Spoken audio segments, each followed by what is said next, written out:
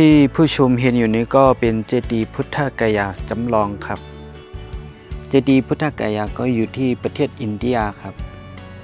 มีความสำคัญกับชาวพุทธเราอย่างมากครับดีไลหันอยู่ในก็เป็นกองหมูพุทธกายาค่ะนะกองหมูพุทธกายาก็อยู่ที่เมืองอินเดียค่ะและลองเยอปุนตาเซาพุทธะเขาคาเต้ๆนี่ค่ะก็แปลว่า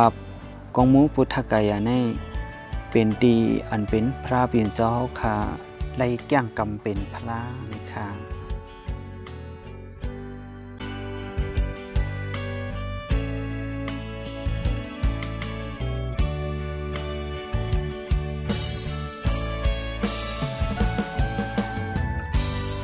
ในก็เป็นปอยลอยกระทงนันปอยหลุดดันถึงจะไปนำปีกินนะครับ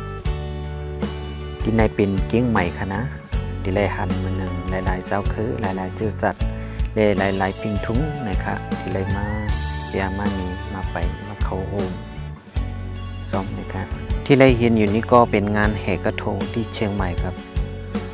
จะได้เห็นหลายๆวัฒนธรรมหลายๆเชื้อชาติและหลายศิลปะครับที่มาเข้าร่วมมาแสดงแล้วก็มาเดินขบวนแห่กระทงครับ